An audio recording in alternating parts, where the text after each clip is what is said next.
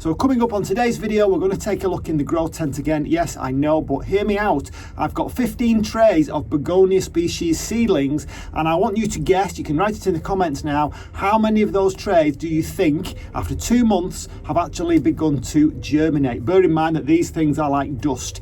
The second thing we're going to have a look at is the fantastic growth that's been going on in the grow tent. We're also going to have a look at some Pelargonium cuttings that I took that are also in that environment, and we're also going to discuss what I think is the best, most effective method of taking Pelargonium cuttings, and it's the method that I've used, funnily enough, because these Pelargonium cuttings in a very, very short time have not only rooted, but they have begun to bloom. 3 bloom spikes I have in a very, very short time. So you can also put into the comments, how long do you think that took? And you'll find out in the video coming up. Along with, I almost forgot, some talk about the iridescence shown by some begonias and some other plants, and the latest research on it as to what it is actually for. And we'll take a little look at Begonia metallica, which is touted to be one of those iridescent plants.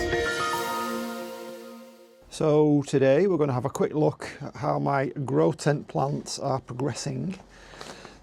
Something different from the last video, which seemed to do particularly well. So we're back to videos nobody watches. So a few interesting things to talk about in here if you are into plants. So we will go through what's going on. Now, seeds, first of all, we have, out of all these Begonia species seeds, 1, 2, I don't count that one, I don't think that's actually a begonia, that's like cress, 3, 4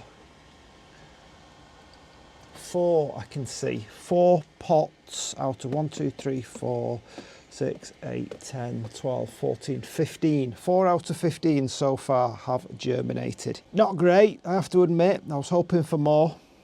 Is it early days yet? Well, it was October when I did them, so I guess it is, kind of. So, first thing, look at that. That is wonderful. So this is my arachnoidea, back from the dead. I've just tested it, it is dry.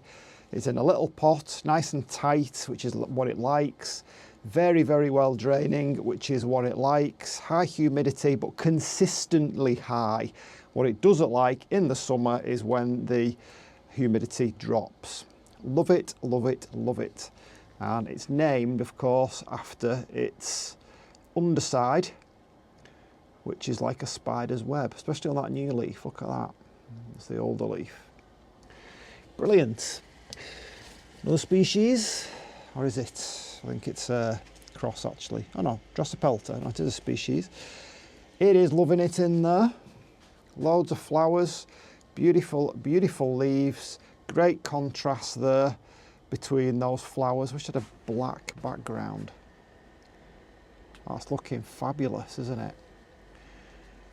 The temptation, of course, is to pot it up.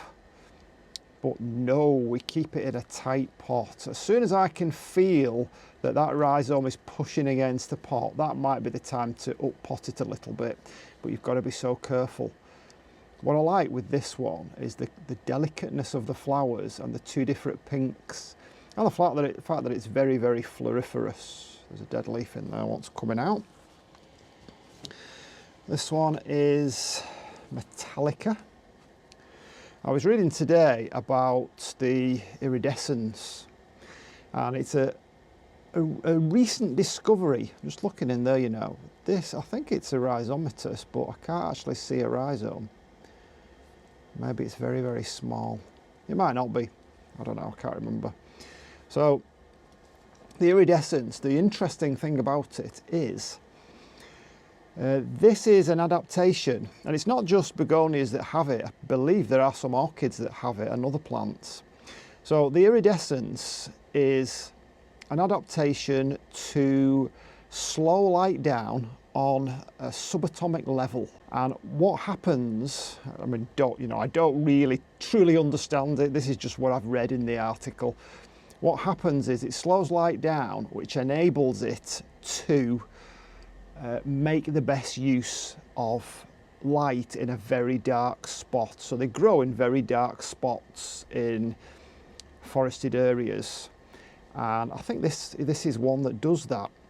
But it also has a backup system to take advantage of light when it comes in normally. So it has some chloroplasts that can make use of the light under like brighter conditions.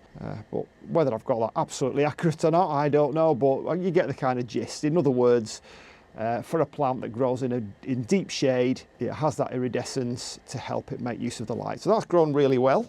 I'm running out of space in here very, very quickly. This is the hybrid one that I got in here, Sinbad, and it is going to bloom. There we go.